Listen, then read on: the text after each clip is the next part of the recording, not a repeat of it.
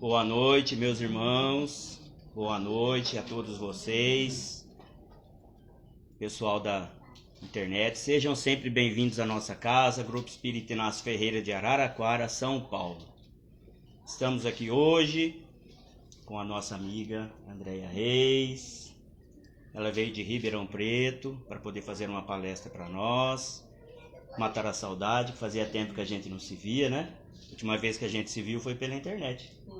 Uma palestra pela internet, presencial já fazia um tempinho. E ela vai falar sobre pensamento e associação. Eu esqueço, viu, gente? É porque eu já tô ficando velho, né? Então é assim mesmo. Que bom, né, gente? Ó, eu vou fazer uma prece primeiro, vou ler um trechinho aqui no Paz no Coração, de Carlos Bacelli e irmão José. E caiu a porta estreita. São muitos os companheiros que nos indagam. Afinal, o que é a porta estreita? Como saber onde ela se encontra, para que assim possamos buscar atravessá-la? A porta estreita, sem dúvida, é sempre aquela que não te confere fácil acesso à aquisição do dinheiro e à conquista do poder, que antes representam a porta larga, que, convidativa, se te escancara a livre passagem. Dinheiro e poder não são incompatíveis com a busca da espiritualidade. Contudo, na Terra representam obstáculos quase intransponíveis, aqueles que anseiam pela libertação de si mesmos. Raríssimos são os espíritos que, tendo consigo esses dois dos principais elementos de acesso à porta larga, logram utilizá-los em demanda à porta estreita. A semelhança do exímio nadador que sabe bracejar, escapando à fúria das ondas que ameaçam tragá-lo.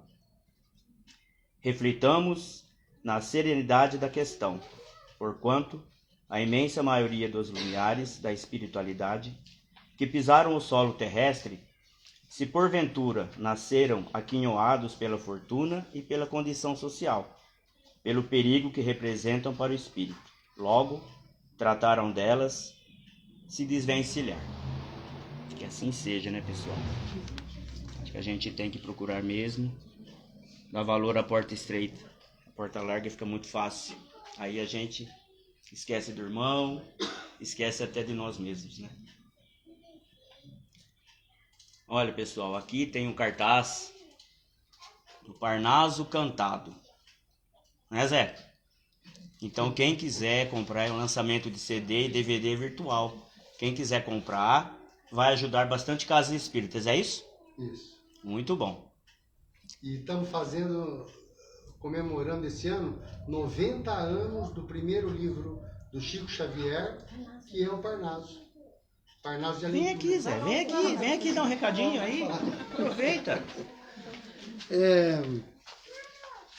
Esse trabalho foi feito, a Andréia Reis, nossa palestrante de hoje, está cantando nesse CD também, e vários outros cantores, né?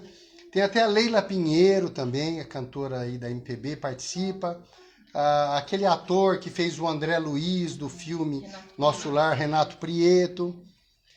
Então, esse CD é para comemorar esses 90 anos do primeiro livro do Chico Xavier. Então, as músicas são todas feitas musicando poemas desse livro, né? Que falam sobre os temas do espiritismo, né? E a renda do CD, o CD vai custar R$20 e a renda são para 3 instituições aqui da cidade, né?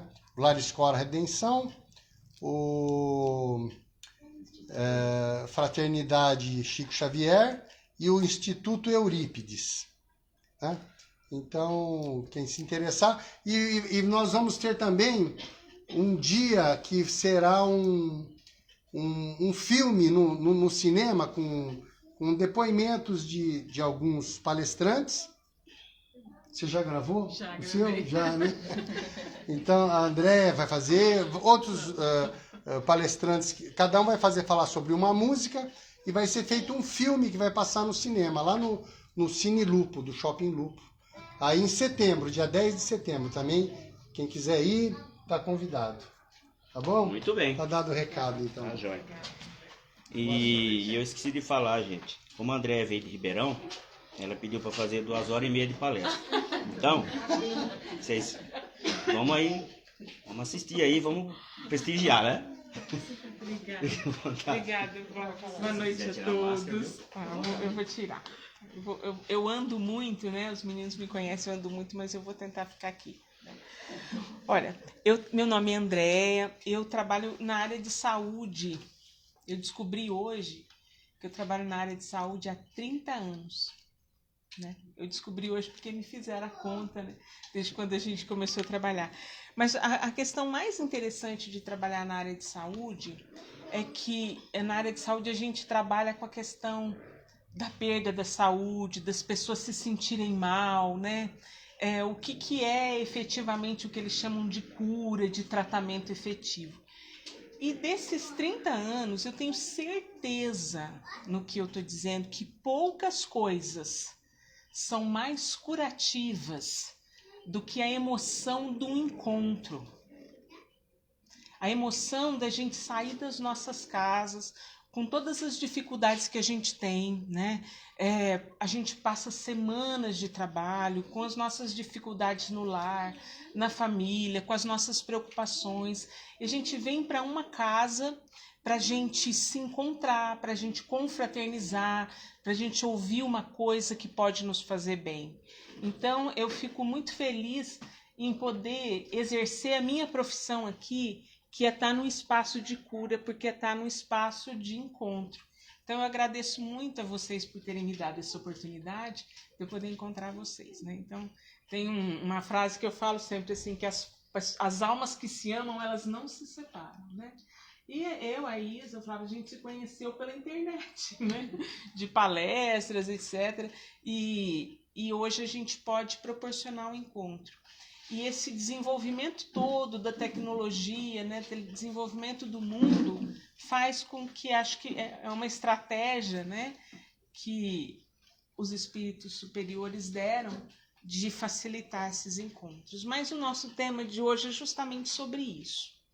Então, quando Cristo recebeu dos espíritos superiores a missão de formar a Terra como um local que receberia os espíritos para o seu desenvolvimento, junto com todo o planejamento do desenvolvimento desse espaço, né, da Terra, onde nós estamos, vieram também muitas almas muito desenvolvidas, grandes inteligências que trabalharam na arquitetura, na literatura, nas ciências, na engenharia, de forma que a gente olha hoje e fala, meu Deus, como que há milênios uma arquitetura dessa era possível?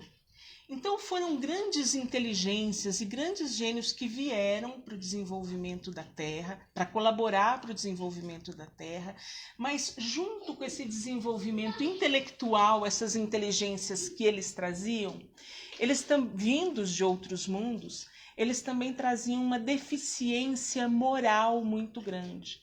Então a gente observa um grande desenvolvimento, né, mas através de exércitos sanguinários, muitas vezes, né, de chefes de Estado que guerreavam e vieram para o desenvolvimento, mas pelo nosso próprio esquecimento espiritual, se perderam muitas vezes com massacres, e é o que a gente vê até hoje.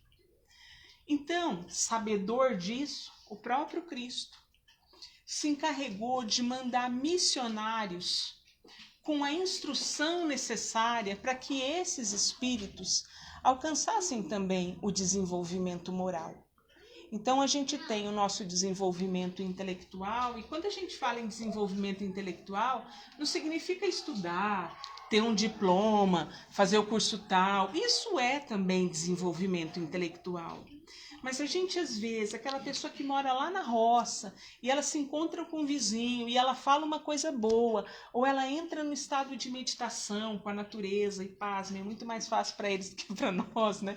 Entrar nesse estado meditativo, e ela se modifica, ela tem uma evolução moral e intelectual também. Então a gente precisa tirar da nossa cabeça que o desenvolvimento intelectual a gente só consegue com livro. Muito pelo contrário, o nosso desenvolvimento moral e intelectual, a gente só começa quando a gente dá o start da mudança, que é a mudança para o bem, para o pensamento no bem, para as atitudes no bem, para as atitudes que colaboram para o crescimento e manutenção do planeta que o governador espiritual colocou aqui, né? Mas voltando a essa condição, né? Se vocês... Sabe esse negócio que a gente chama de e-mail hoje? É e-mail.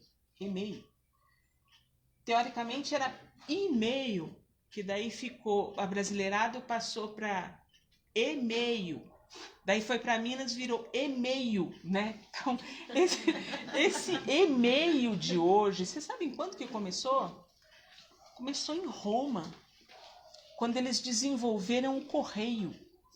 Então, os romanos desenvolveram um sistema de correio que, quando se observa... Hoje, com GPS, a gente não consegue fazer um sistema de tráfico, de entrega de encomendas, como os romanos tinham naquela época.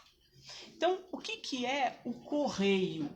O correio é o sistema de comunicação e entrega de encomendas. Então, numa guerrilha, uma pessoa conseguia passar entre os exércitos e levar uma mensagem. Porque a comunicação sempre foi uma das coisas mais importantes que a gente tem para a nossa sobrevivência. E hoje a gente está aqui para falar de uma estratégia de comunicação que nós espíritas sabemos bem, de maneira empírica, né? Que a gente se comunica, mas a gente não para pensar muito bem como é dado essa comunicação, e às vezes a gente fica com medo, com receio, com uma série de mitos. Então hoje nós vamos falar palavras muito simples, que talvez possa elucidar, né, todos nós encarnados e desencarnados que estejamos aqui. Então, como esses intelectuais vieram para cá para nos ajudar a desenvolver as ciências e todas as inteligências intelectuais, o próprio governador espiritual do planeta mandou também um conjunto de missionários em todas as partes do mundo com a notícia. Hoje a gente chama o Evangelho de Boa Nova, né? Mas ele mandou um grupo de espíritos em toda a superfície da Terra para trazer a notícia de qual era a estratégia de desenvolvimento moral para que todos os espíritos se desenvolvessem. Então a história está lotada de nomes, né? Então no Egito Antigo tinha o Hermes Trismegisto, Platão, Sócrates, Confúcio, enfim. A gente tem uma infinidade de espíritos que trouxeram a notícia de como se desenvolver moralmente. Então a gente tem na China, tem na Índia, então Confúcio na China, o Buda na Índia, o Krishna, né, na Índia, muitos nomes. E quando a gente vai estudar as doutrinas e as filosofias trazidas por esses missionários em diferentes épocas, tem uma coisa comum, duas coisas comuns em todas as filosofias. Até dos maias e os astecas também a gente tem indícios, e esses indícios são obtidos através da arte, o que está escrito nas paredes, né? Ou através das artes, que existem duas coisas comuns em todas as filosofias que direcionam o nosso desenvolvimento. E essas duas coisas comuns estão largamente explicitada na doutrina espírita, né? A primeira coisa comum é que o pensamento te leva, é o pensamento que você tem, que vai fazer com que você evolua intelectualmente e moralmente mais depressa ou não. Porque a partir do momento que, quando você pensa, você cria, ninguém entra aqui, ninguém vai tomar um chá se não pensar primeiro. Vou levantar e vou tomar um chá. Ninguém chega aqui se não pensar primeiro. Então, o pensamento, ele forma um molde, que a gente vai explicar já do que é a forma pensamento, que ele precede todas as ações. Então, as duas coisas comuns. A primeira é o pensamento. Gente, em todas as filosofias. Se a gente pegar todos os filósofos, todos. Vocês conhecem o Georges Larac? É um estudioso, 2 grandes estudiosos, Jorge Elahá e um colega dentista, Severino Celestino, que tem até uma faculdade de estudos espirituais, uma faculdade de estudos religiosos, que avalia que em todas as doutrinas falam do pensamento e concluem de alguma forma que o nosso fim só vai acontecer quando todos os espíritos foram felizes. Então, o fim de todos é a felicidade. Né? Nem que a gente reencarne, volte, não tem problema. A gente só conclui a nossa passagem quando a gente chega à felicidade. Então, essa batalha ela já está ganha, porque todos serão conduzidos à felicidade. E aí a gente dá à felicidade um nome genérico, né? A um conjunto de sensações e sentimentos. E hoje a gente escolheu o pensamento. Vamos falar um pouquinho, assim, palavras simples, né, da parte médico-espírita. Onde está o pensamento? A gente acha que o pensamento está no nosso cérebro. É assim que a fisiologia estudou muito. Que está no cérebro. Então, muitos médicos imaginam que quando a pessoa tem um problema cerebral, ela não pensa mais. Meu pai mudou para o plano espiritual tem um pouco mais de 1 ano, né? E eu tenho um médico na minha família. E eu falava assim para ele, o meu dia de visita, que ele estava na UTI, eu falava assim, eu vou lá cantar, eu canto, eu vou de um lado, eu vou do outro, eu fazia uma bagunça, né? E os enfermeiros foram muito gentis comigo, porque eles me deixavam, eu cantava, né? E meu irmão todo por isso, não, eu vou lá, hoje é meu dia de manhã, eu não vou ficar cantando não. Ele ficava sentadinho lá. E aí, um médico falou para mim, que assim, ele não escuta. Né? E aí, meu pai morou na roça o tempo todo, eu cantava para ele o Rio de Piracicaba. O Rio de Piracicaba. E muitos dias, porque teu pai não escuta. E aí, a hora que eu cantei o Rio de Piracicaba, pensa, Zé, eu cantando Rio de Piracicaba na UTI. E aí, assim, eu falava assim, não, amanhã eu vou estudar mais essa música. Cantei o Rio de Piracicaba, ele... Então, o cérebro não funciona, ele não escuta. Porque o pensamento, ele está muito além da quantidade de matéria. Então, nós sabemos já da sobrevivência da alma, e nós não somos os únicos nem os primeiros, né? Sobrevivência da alma é uma coisa muito antiga, que algumas religiões não aceitam, até por questões políticas que não vêm ao caso agora. Então, a gente sabe que além da matéria, tem muita coisa. O que a gente tem dúvidas é como se dá esse contato? Porque muitas vezes a gente fala com um médium que recebe um espírito e a gente tem fé, mas a gente não processa. Como que essas coisas acontecem, né? O Monteiro Lobato, numa entrevista, falando sobre o Chico Xavier e sobre Parnaso, ele falava assim, que embora ele não fosse espírita, era muito bom que o Chico conversasse com o espírito mesmo, porque se ele fizesse tudo que ele fez da obra dele sozinho, ele merecia todas as cadeiras da Academia Brasileira de Letras, né? Então, que para os poetas era confortante saber que não era sozinho, né? Que ele tinha a ajuda de espíritos. Então, como que isso se processa e como é que isso nos influencia se todos nós somos médiums? Num grau maior ou no outro, né?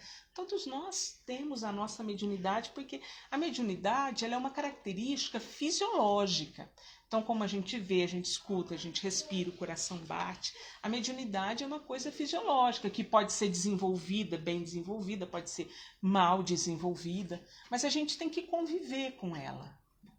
A mediunidade ela é exercida nas diferentes religiões de uma maneira. Em todas as religiões, de certa maneira, tem o exercício da mediunidade. Na Igreja Católica, eu me lembro que eu fui católica, né, muito tempo, depois eu passei a ser espiritólica, daí quando eu ficava com medo de falar que eu era espírita, e um colega falou assim para mim, André, por que você tem medo de falar que você é espírita? Aí eu falei assim, o Chico, vivo, escreveu publicou 482 livros. Depois da desencarnação, já passa de 600 a obra dele, dos textos que foram compilados. Eu tive um professor em São Carlos, né, que fala que o Livro dos Espíritos é um livro para ler em 30 anos, que quem leu uma vez fez um voo rasante. Como é que eu vou falar que eu sou uma coisa? Eu sou dentista. Ser espírita é um trem duro. Ser espírita não é para qualquer um, você tem que estudar muito, né? Daí passei pela transição de falar que eu era espiritólica, né? Porque eu cantava na igreja católica. Aí, enfim, a doutrina espírita é a doutrina que mais faz sentido para a minha vida. Mas eu fico constrangida diante de grandes estudiosos do espiritismo, falam assim que eu sou espírita, eu sou só um aprendiz, né? Canto às vezes por generosidade do maestro. Mas eu sou um aprendiz, porque tem tanta coisa nessa doutrina maravilhosa para a gente aprender. E voltando ao pensamento, para a gente não dissociar. Falando da questão médico-espírita do pensamento, ele não está no cérebro, ele está no nosso corpo mental, que está associado ao nosso corpo espiritual. Então a gente tem que partir do princípio que o nosso pensamento ele está ligado à nossa parte espiritual. Só que o pensamento ele é uma corrente tão poderosa, mas tão poderosa, está aqui o Zé Engenheiro, que não dá pra gente falar que corrente que é. É uma corrente eletromagnética? É uma corrente elétrica igual a essa que a gente aperta o interruptor e vem, né? Aí a gente estava explicando pro meu filho, mãe, o que é a velocidade da luz, né? E aí qual que é a velocidade da luz? Aperta o interruptor, é a velocidade da luz. Você nem sabe como é que tu acende. E também quando acaba a força, apaga, né? Não acaba a força lá na central e fica esperando um tempinho até acabar aqui, né? É uma velocidade incrível, o pensamento é muito maior. Então, se a gente tem hoje o desenvolvimento da rede elétrica, da rede telefônica e Wi-Fi, e tantas formas dessas ondas passarem, né? Porque lá onde eu trabalho tem uma lixeira, sabe lixeira? A gente põe a mão assim, ó. Ela estava com defeito esses dias, a gente passava assim lápis. São ondas que a gente não explica no nosso dia a dia, mas a gente usa. A gente usa. Gente, se eu falasse para minha avó, quando ela era viva, que ia ter gente me vendo num aparelho desse, ela ia achar que eu tinha parte com o diabo. Se eu falasse para uma pessoa lá no Japão, nos Estados Unidos, que ia ver, né? Quem tem netos que moram longe, fala, vê crescer. A gente usa, mas a gente não sabe como. Só que isso é um negócio perigoso. Porque se tiver um fio desencapado, a gente pode encostar e pode morrer, se a gente estiver com a água molhada. Então, essas correntes, elas são perigosas. Da mesma maneira, é o nosso pensamento que é uma corrente muito mais potente. E eu acho tão interessante isso, porque a primeira vez quem me chamou para falar sobre o pensamento foi um médico, né? Fala da parte espírita. E aí eu fui estudar sobre o pensamento. Aí eu vi num livro que Emmanuel estava conversando com o André Luiz, e ele falava sobre o pensamento para André Luiz. Eu disse, eu vou achar que é nesse livro aqui mesmo que eles falam do pensamento. Aí Emmanuel falou assim para André Luiz, olha, André, sobre a matéria, a gente já entende bem. Sobre a mente, pensamento, a gente está começando agora. Gente, se eles estão começando agora, imagina nós. Mas o que acontece é que nós somos dotados dessa super antena. E como é que funciona quando a gente quer assistir televisão sentado? Quem tem televisão com controle aqui? Controle remoto. Que aperta assim para controle, né? Então você aperta lá, de longe, o controle muda. Aonde que você para? Tá lá apertando o controle, uma hora você para, né? Tá lá procurando o canal, chega uma hora que você para. Onde que você para? Aonde você quer. Vilmar, quer, você tocando, vou parar aqui. Então é você que para o seu controle no canal que você quer. Onde o seu pensamento vai? Aonde você quer. Ele vai aonde você quer. Em controle eu posso parar para assistir guerra, violência, fofoca, falar mal dos outros. posso parar para ver um programa bom, um programa instrutivo, uma coisa que fala bem. E o nosso pensamento, eu posso usar para o bem, para cocriar coisas boas, para cuidar da nossa saúde, das nossas células, para cuidar dos outros. E posso usar também, do mesmo jeito, para o mal, né? Então, eu estava conversando com um colega outro dia que falava o seguinte, olha, se você não transforma o seu pensamento, não existe reforma íntima. Você pode frequentar grupos de 4 anos para você fazer reforma íntima. Se você não transforma o seu pensamento, não tem jeito. Tinha uma amiga minha que foi fazer trabalho para um centro. E essa minha amiga, ela sempre falou muito palavrão, muito. Gente, cada 10 palavras ela falava um palavrão. E aí ela começou a fazer um curso de reforma íntima.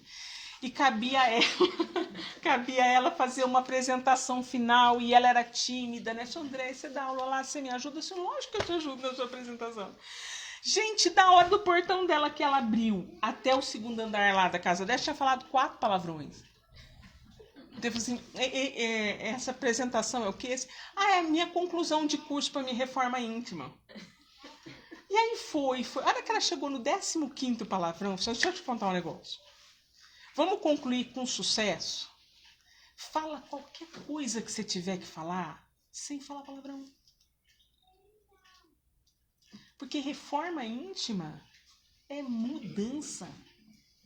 Mudança. E mudança é interna. É ruim a gente falar isso, né? Porque a mudança é interna. O que a gente faz para mudar? O que a gente faz quando a gente quer mudar? Eu vim com a minha amiga de Ribeirão. O que a gente está falando de mudar? A gente vai emagrecer. A gente vai emagrecer, a gente vai fazer exercício, a gente vai nada, gente. Vai nada. Porque toda mudança, ela começa interna. Tudo que a gente tenta externo não muda. Tudo que você faz de externo não muda.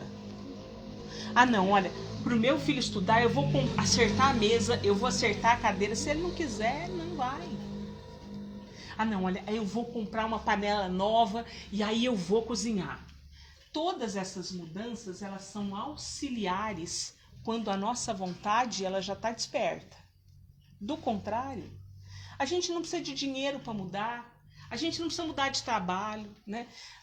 Meu marido tem um consultório, meu marido é dentista também, e ele falava assim, André, meu marido é muito tímido, né? Algumas pessoas conhecem, preciso fazer entrevista para secretária, você faz para mim?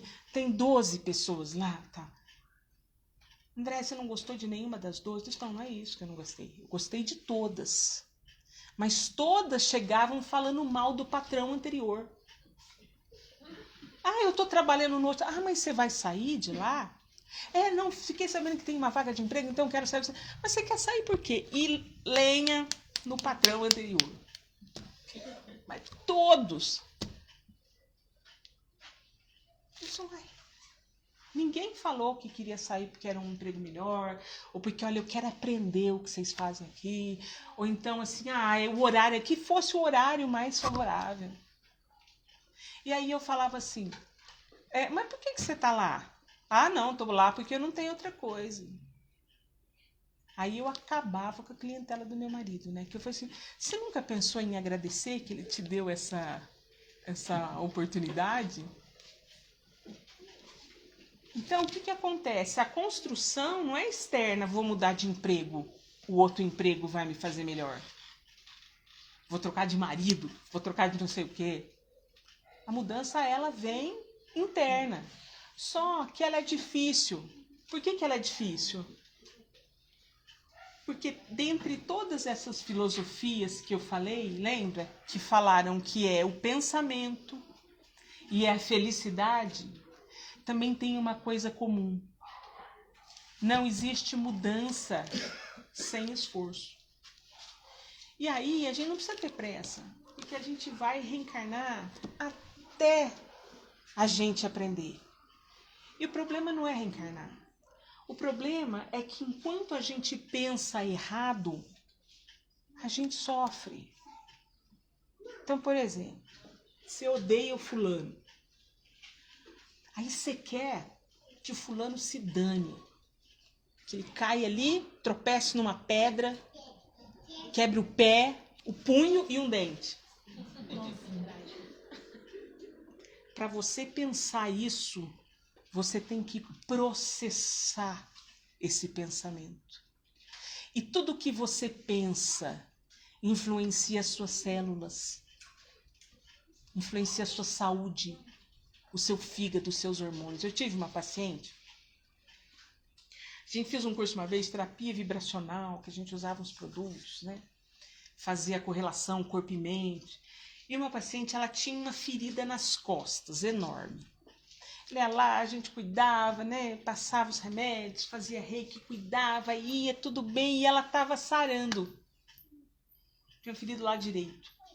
Ela estava sarando. Disse, Dona Antônia, o senhor está sarando. E ela estava alegre. De repente, quando ela ia ter alta, ela chegou meio triste. Mas o que foi, dona Antônia? Ai, nossa, agora tá doendo demais aqui, ó, do outro lado. Eu disse, não, semana que vem então a senhora volta. E aí foi formando uma mancha do outro lado e uma ferida do outro lado. Isso não é possível. Aí a gente começou a investigar. A senhora veio aqui triste a semana passada, o que foi? Ah, tá bom, assim, as costas, tá bem, mas assim, meu filho não vai mais em casa, né? Minha filha me ajudava a limpar a casa. Então ela começou a sentir a solidão e começou a ficar doente de novo. A ponto de aparecer uma ferida. Ela tinha, a gente não está em julgamento nenhum de nada. Não é uma história para a gente julgar. É uma história para a gente saber o poder que a gente tem de fazer modificações que chegam a ser modificações físicas no nosso próprio corpo. Né? Eu fui num nutrólogo, gente, toda palestra eu falo de Regina. É o que está na nossa mente. Eu fui num nutrólogo e ele falou assim, olha, você sabe que às vezes as pessoas não emagrecem porque elas se sentem sozinhas, e aí quando elas estão comendo, alguém está implicando com elas, e mesmo quando está implicando, não importa o método. A pessoa é atento para ela. Ou às vezes ela tem que ser tão forte em uma situação, mas tão forte, ela vive numa situação de tensão tão grande, e precisa ser tão forte que ela não pode emagrecer. Porque senão ela vai se sentir fraca. Deus, então para esse regime e tudo, que eu não posso emagrecer. Porque eu vivo em tensão constante. Me deixa do jeito que eu tô. E ele explicou esse aspecto psicológico e eu comecei a observar mesmo. Como tudo que a gente exterioriza está primeiro no interno. Então, se a gente exterioriza o que está no interno, para a gente tratar o interno, a gente não vai pelo externo. Né? A gente tem que tocar lá. E dos remédios que a gente tem para oferecer, é o cuidado com o pensamento. E o que é o cuidado com o pensamento? Gente, é super fácil. Super fácil. Coloquei um bilhete lá na minha sala. Assim, tem uma amiga que chama Mariana. Assim, Mari, você me ajuda na minha reforma íntima? Ajuda o profa, eles chamam a gente de profa. Então eu vou pôr um bilhete aqui, ó. Não vou falar mal dos outros. Porque como ela divide a sala comigo, se eu tenho que falar mal de alguém, a primeira pessoa que eu vou falar é pra ela. Você me ajuda? Quando eu for falar mal de alguém, você não deixa? E coloquei lá o bilhete, ó. Não falar mal de ninguém. Por quê? Para você falar mal de alguém, você tem que vivenciar o mal que você vai falar. Você vivencia o mal. Aí eu tô lá estudando sobre pensamento, não adianta. Se você pensar, já deu. Aí eu enchi a sala de bilhetes. Pensa no bem. Frases boas, frases motivacionais para mim mesmo. Por que tem que ser para mim mesmo? Porque a gente só espera a ajuda. Eu vou no psicólogo e ele vai me ajudar. Eu vou no nutricionista e eles ajudam mesmo. Eles ajudam. Eles dão as dicas. Mas você vai ter que sair do consultório. Vai precisar fazer. Então, detalhes. O tanto que a gente reclama. Anota no caderno. Compra já uma pasta bem grande. Tanto que a gente reclama. Outro dia eu vi um negócio na internet que eu morri de rir. Tava escrito lá, psicólogo do SUS, né? E o psicólogo perguntou, o que você tem? Daí ele disse, não fala o que você tem, não. Você tem 2 braços? Tem 2 olhos? Ia falando, daí ele ficou sem graça e parou de falar. Então a gente reclama absurdamente. A gente se acha injustiçado. A gente acha que Deus é um pai material. Que o pai material é aquele assim, tô com fome, quando você é criança, tô com fome, o pai vai lá e arruma. Tô com frio, o pai vai lá e arruma. E Deus não é essa pessoa material que você pediu para namorar fulano, não deu certo, você fica com raiva. Deus é um pai que te permite o exercício da fé. E é muito fácil provar a existência de Deus. Ô, gente, como é que essa terra fica... Todo mundo já viu uma foto da terra na televisão? Como é que esse negócio fica pendurado no meio do nada? Vocês sabem que os planetas estão todos em movimento?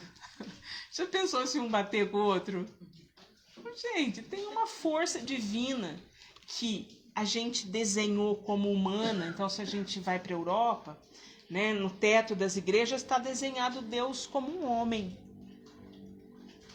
Velho, com pouca paciência, uma barba branca grande, que indica poder. Geralmente é assim para o senhor.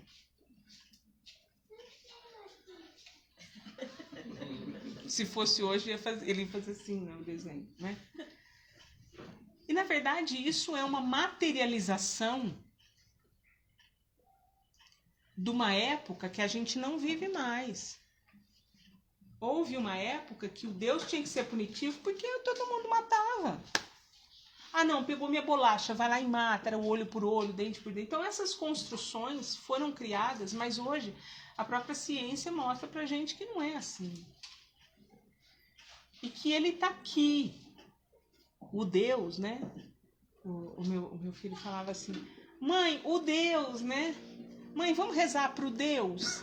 Vamos orar para o Deus? Então, o Deus, ele está aqui. E ele tem uma conexão com a gente. E essa conexão é pela nossa antena. A gente coloca no cérebro, mas é a nossa grande antena de conexão com o pensamento. Se você parar para pensar, vamos fazer um exercício, o que é Deus para mim? Parar para pensar, o que é Deus para mim? A gente pensa em tudo que é bom, né? Quando você estiver pensando uma coisa muito ruim, quando você estiver sofrendo demais, pensa no Deus, que é amor, que é bondade. Todos nós aqui já tivemos momentos que de manhã você está chorando, de tarde acontece um negócio que muda a tua vida. Aí você fala, nossa, cedo eu estava chorando. Porque acontecem algumas coisas que tiram a gente daquela sintonia, e daquela vibração, e daquele pensamento ruim. Então, uma dica de saúde é mudar o pensamento, como de pouquinho. Existem alguns exercícios que valem a pena, e nós vamos finalizar com esses exercícios. Porque assim, eu poderia vir aqui e contar para vocês muitas coisas lindas que vocês sabem. As histórias do Chico, as histórias de tantos missionários. É muito bom ouvir essas histórias, mas essas a gente sabe. A nossa proposta hoje é explicar para vocês um exercício que possa fazer a mudança. A gente não vai anotar quantas vezes a gente faz coisa ruim, a gente pensa coisa ruim, porque senão vai dar muito. A gente vai começar a anotar quantas vezes a gente faz uma coisa boa. A gente dá a cesta básica, né?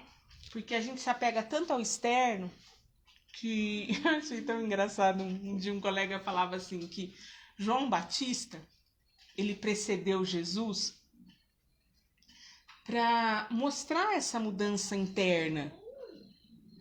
Mas aí, como mudar internamente dá trabalho, o pessoal começou a acreditar no batismo. Então, eu falei, vamos fazer um marco da sua mudança interna. Ele ia lá e colocava a cabeça da pessoa na água. Aí as pessoas esqueceram o que elas foram fazer lá e falei, não, o cara faz um batismo da hora, o negócio é batizar. Aí Jesus passou uma mensagem sensacional.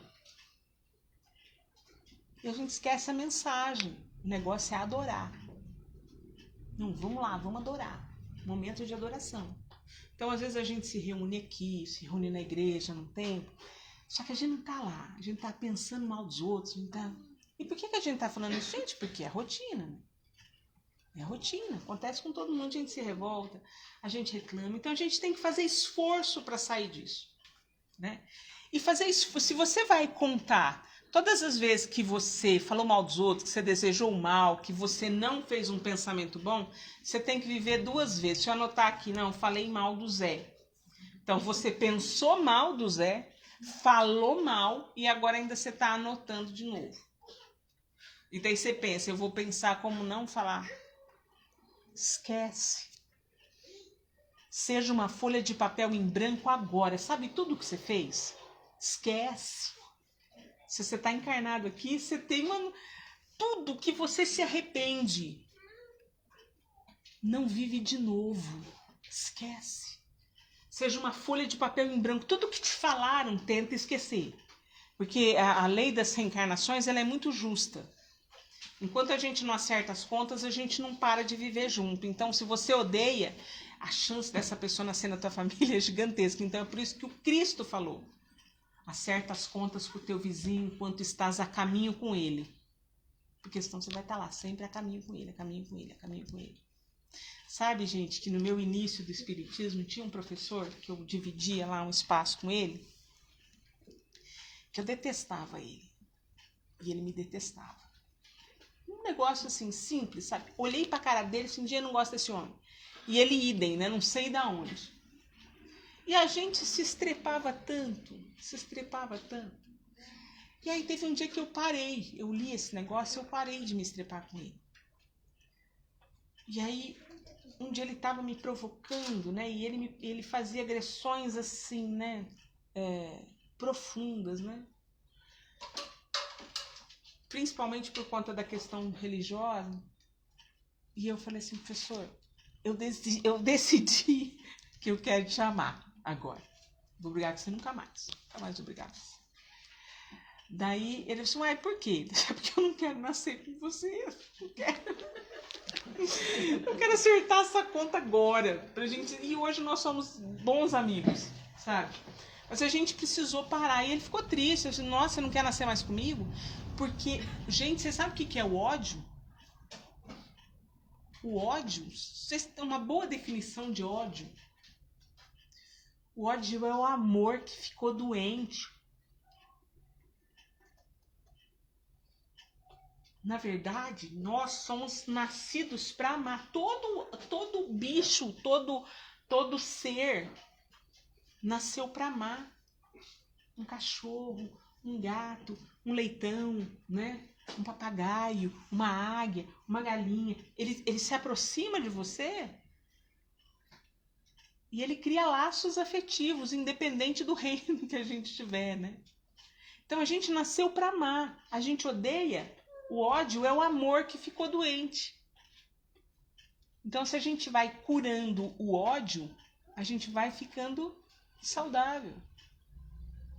Então, a gente tem que parar de odiar e a gente tem que perdoar, nem que seja por egoísmo. Senão, eu preciso parar com esse negócio aqui. Porque a primeira pessoa que perde ou que ganha é o que arquiteta situações. Vou contar uma história para vocês da Rosa e do guarda. Já contei essa? Eu fui na casa da minha amiga Andréia e ela falou, olha, essa roseira era da minha mãe, ficava lá perto da... Leva essa rosa para você. Eu disse, não, André, não vou levar não. Fui na casa dela fazer o evangelho. Não vou levar não, era sua. Não leva, minha mãe ia ficar contente. Aí eu peguei aquela rosa, era 10 horas da noite, coloquei no banco do meu carro, do carro do meu marido e fui para casa. Aquela rosa. Aí, tô indo de noite, o guarda. Quem aqui dirigindo viu um guarda e ficou com medo? Não sei por quê. Tá no nosso DNA, você não fez nada. Você já vai... é automático, assim, ai meu Deus, né? Já comecei a pensar, esse carro não é meu, onde é que tá o documento, eu não sei onde é que tá o documento, e já comecei a ficar nervosa, e eu, ai meu pai do céu, vou ser multada aqui com o carro do meu marido, parei. Aí, gente, vem um policial tão cansado, tão esgotado, dava pra ver na cara dele o esgotamento que ele tava, né? E aí eu abri lá a carteira lá tremenda, né? E não achava. Ele falou assim: esse papelzinho branco aí, moça. Aí eu peguei, dei pra ele, daí eu comecei assim, eu que não sou médium nem de arrepio, né? Comecei a escutar assim, dá essa rosa pra ele, assim, eu não. Dá a rosa pro guarda? Dá a rosa pra ele, eu assim, não vou dar, ganhei, minha amiga acabou de me dar. Minha mãe falava assim, quando era criança, que quem dá o que ganha é pior que aranha. Ela tinha esse ditado, né? Eu não. Dá essa rosa pra ele, dá essa rosa pra ele. Eu disse, não vou dar de jeito nenhum.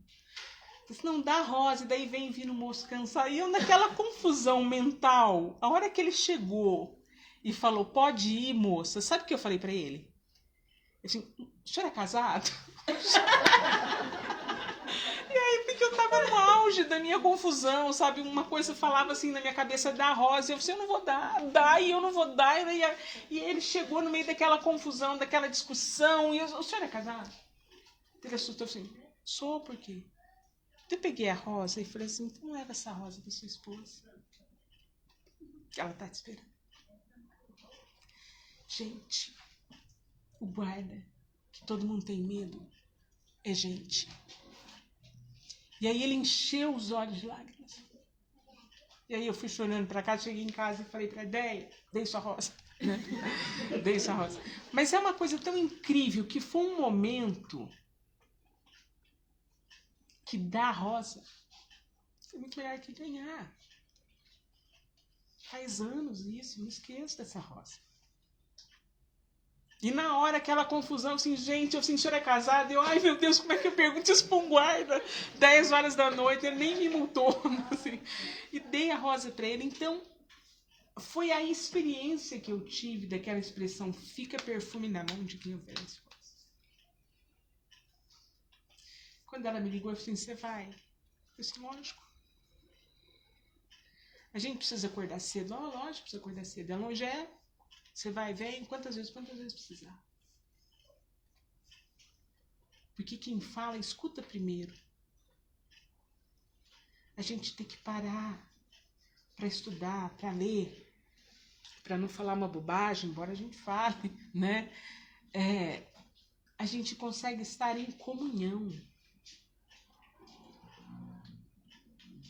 Se uma antena funciona bem, quantas antenas nós temos aqui? E o poder é tão grande dessa antena, mas ele é tão grande que tem uma coisa tão pouco discutida. Jesus disse assim, presta atenção, porque esse negócio é forte, são cenas fortes.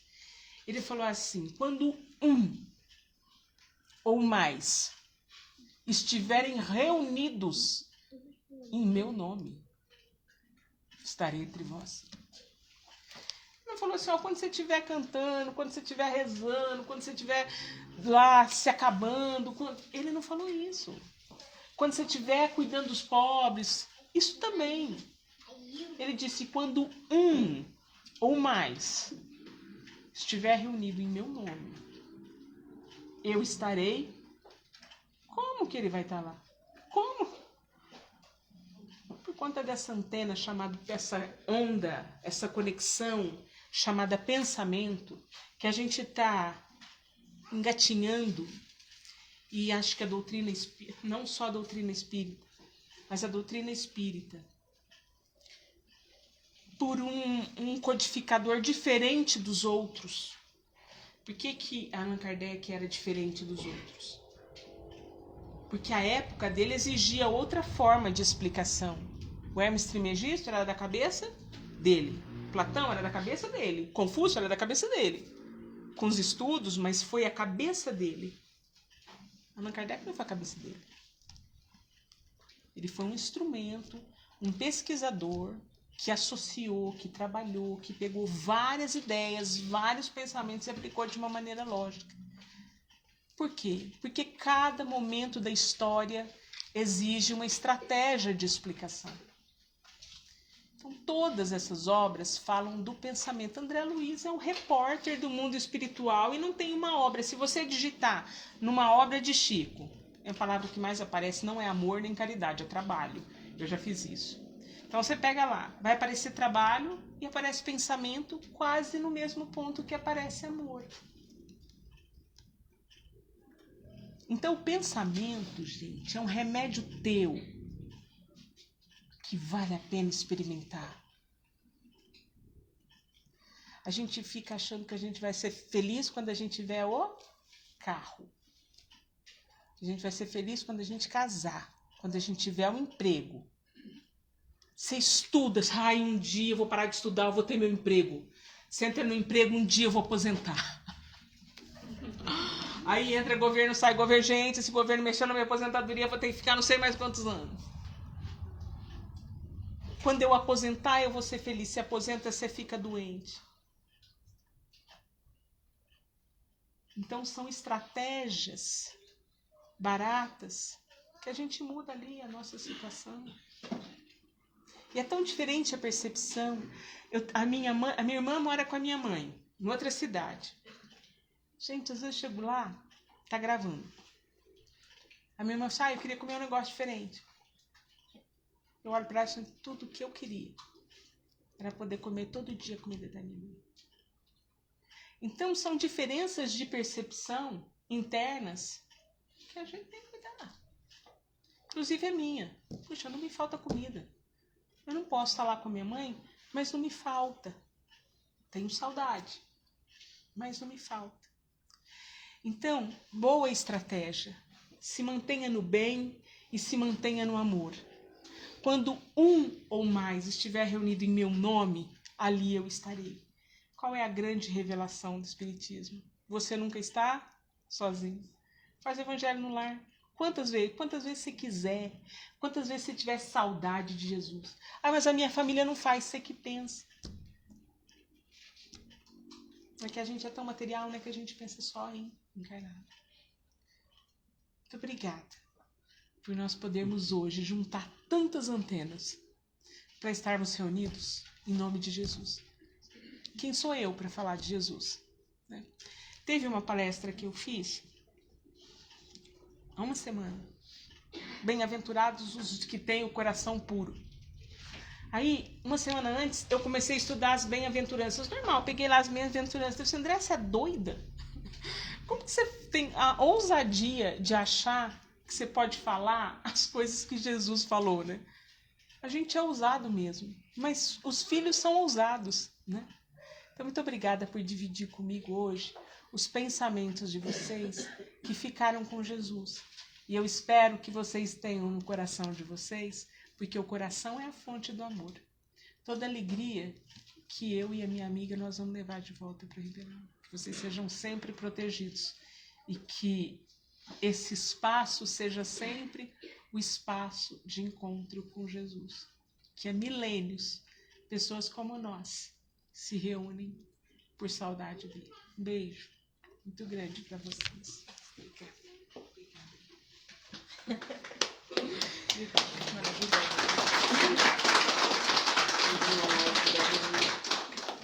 Nem eu conseguia arrancar aplauso. Eu induzi assim.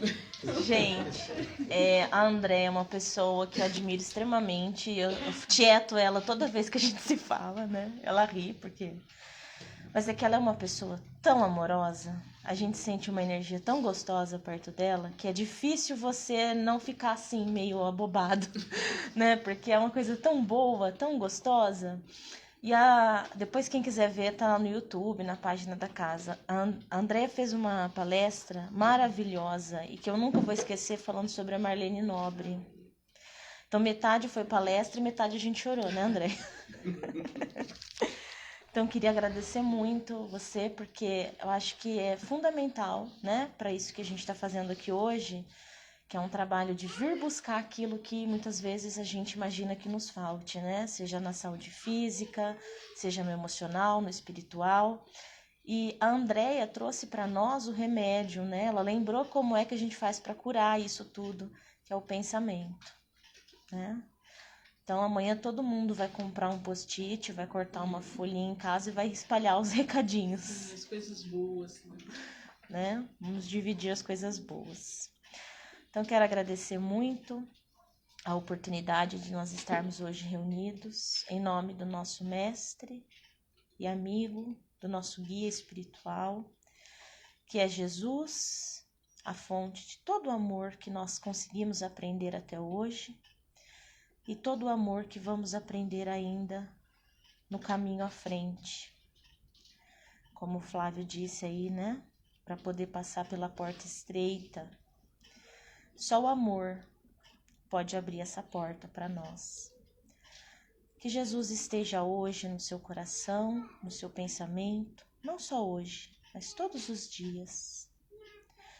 Que possamos nesse momento conectar o nosso coração e as nossas energias, os nossos pensamentos, a esses irmãos que estão aqui nos amparando, que estão aqui junto com a gente, comungando desse momento de amor, de fraternidade, que possamos receber do alto tudo aquilo de bom que nós pudermos atrair nesta noite. Que assim seja.